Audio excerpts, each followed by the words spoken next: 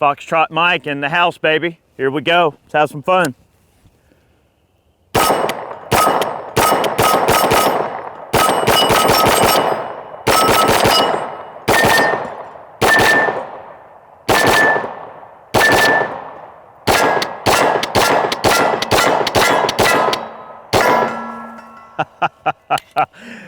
Yeah, buddy.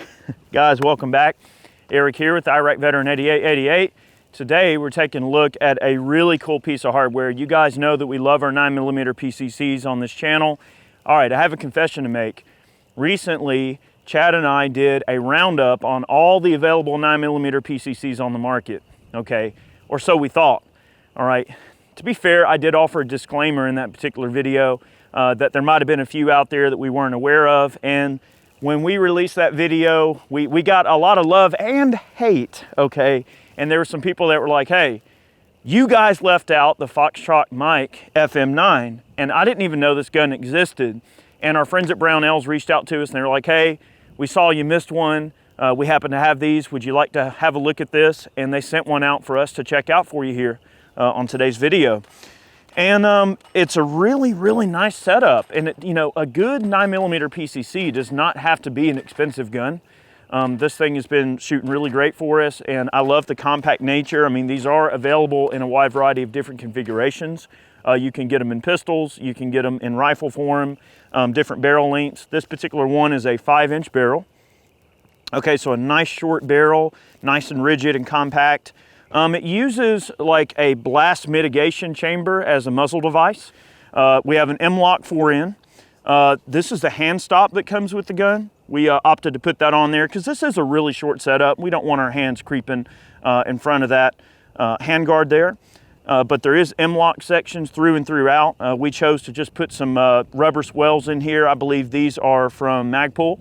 Just a little smooth-sided rubber swells in here, help with the heat and everything. Pick rail up on top through and throughout, standard charging handle, although I was looking and there are some like aftermarket charging handles available for this thing and really neat stuff. AR-15 trigger compatibility through and throughout. Glock mag well, obviously, you guys see here. That was a factory Glock magazine that we ran in there in the intro. The ammunition we shot there in the intro was some Red Army standard 115 grain steel case. I don't have a lot of defensive stuff to show off, but I do have a couple of different aftermarket magazines we are going to test in this particular rig. The magazine release is a very intuitive location over here. The only thing that I'll say about mag release, and it's not a big deal, I do love how the mags drop free real easy.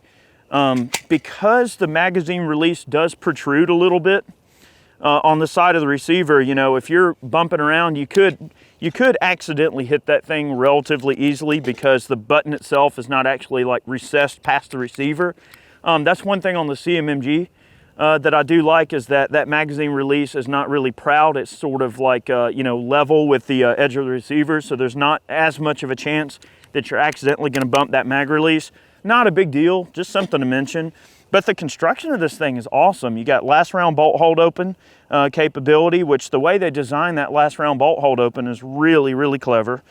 This one's outfitted with a MFT blade style brace mechanism, and the MFT finely textured grip there looks real nice. Different kind of thing going on there. Now, the buffer that's on this one's just a smooth buffer tube. So to adjust this brace, you have to just loosen the screw and then you can set it wherever you want and tighten it back down. But I did notice there are some that are outfitted with SBA3s from SB Tactical as well. But yeah, this gun is legit. I love the ramp bolt. I love the fact that this gun utilizes a standard mil-spec trigger. That's kind of nice. But anyway, I'm going to shut up and shoot a little bit more, and I'll tell you a little bit about the optic that we're running too. Kind of in the vein of affordability, so we'll talk about that in a second. All right, let's see. That first mag was a factory Glock magazine. This is a SGM magazine loaded with Red Army standard. Let's give it a try. Okay.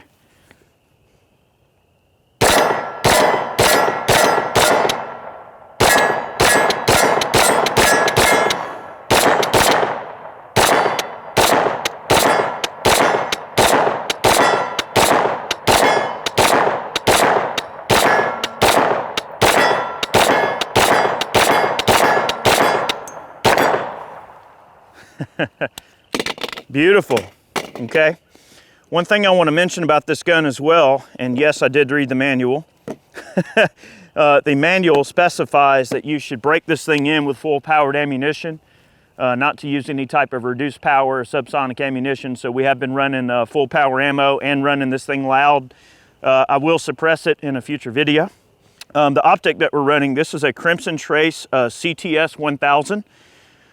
So these optics are great. They retail for anywhere between $200 and $300, depending on like where you buy them and everything like that. But it's a ruggedized red dot optic, 2 MOA dot, and with Crimson Trace, it's kind of cool because you get batteries for life when you buy these optics, which is crazy. So they've got a batteries for life program. That might be something worth looking into. And this is a great red dot that doesn't have to cost a lot of money to be good, and I thought it would be a really great pairing for this particular pistol, because these guys here, they're well south of $700 for the gun itself. And then of course, you know, you're talking with an optic and the gun and maybe a couple of mags, you're still under $1,000, which, you know, that's still a lot of money. But this is definitely not entry level, but it's definitely not, you know, the top of the heap in terms of expense either. So if you refer back to our 9mm PCC roundup video that we did, you can kind of see where this particular rig would fall into place. It's actually a little bit towards the lower entry level point of price, but the features, in my opinion, it really does beckon to a much higher end gun. I mean, this reminds me, you know, almost of shooting my CMMGs, which, you know, are very high quality guns, and they also have, you know, a higher price point associated with them. But this, you know, really reminds me exactly of shooting a much more expensive gun.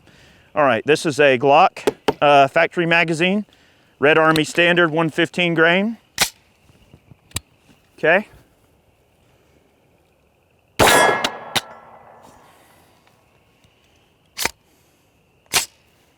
Failure to feed.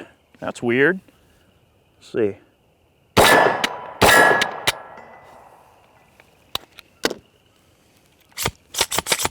Failure to feed. That's a factory Glock magazine. Oh, look at that. What? A Glock product failed? Let's try again. Maybe I'm not holding my mouth right.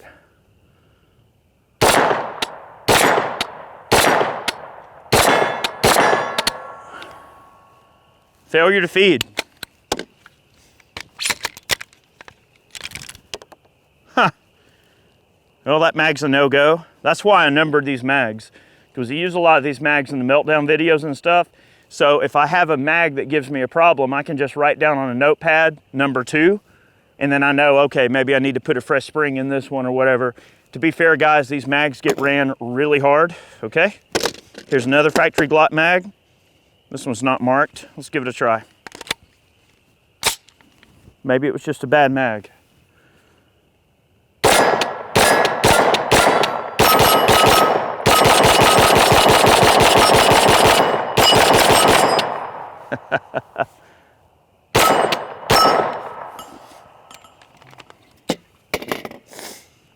Factory Glock mag, this one's number 4. This one is loaded with Aguila 124 grain full metal jacket ammunition. Let's give it a try.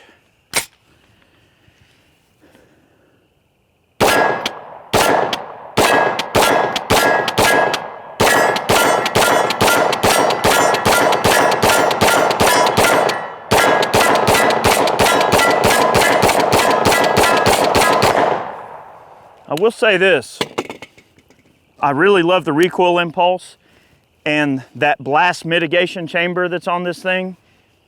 It's nice. It does kind of take a little bit of the edge off, and I feel like there's maybe a little bit less perceived recoil.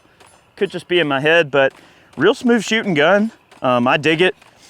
And real accurate too. I'm real pleased with the accuracy. I can't wait to put a suppressor on this thing and do a little bit more experimenting. We are gonna follow the manufacturer's guidelines and just try to shoot the crap out of this thing with some full power ammo and really break it in. And we'll start introducing some subs and a suppressor. Well, other than our one magazine there that malfunctioned on us, things not running too terrible. I've got one more Glock mag. Oh, actually, Thank you, Chad. Magazine Fairy has come to pay me a visit here. I've got 3 more magazines, so we'll test a little bit more, and this looks like some different ammo. Okay. More of the Red Army standard steel case ammunition, 115 grain. Let's have a little fun.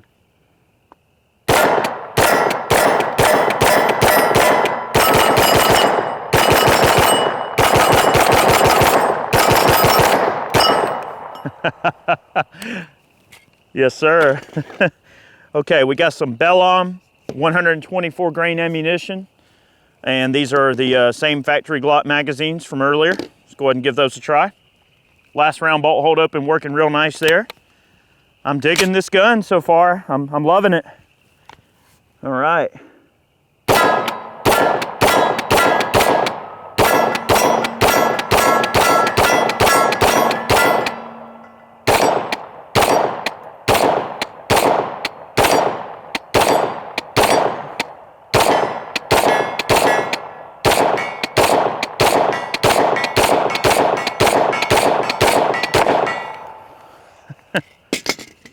All right, I've been liking this Bellom ammunition. Really good stuff. Okay.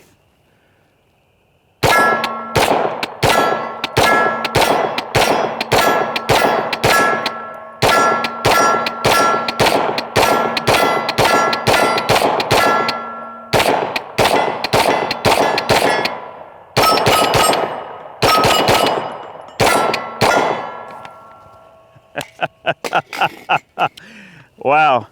Well, if a motorcycle gang of bears ever tries to overtake me, I'll know the gun to break out of the backpack. Definitely a really nice setup. I'm loving the low crimson trace. That's a really cool optic. You know, a good setup does not have to cost a lot of money to be effective, and I think that the FM9 kind of fits that bill, you know. Doesn't have to cost a lot of money to be good. All right.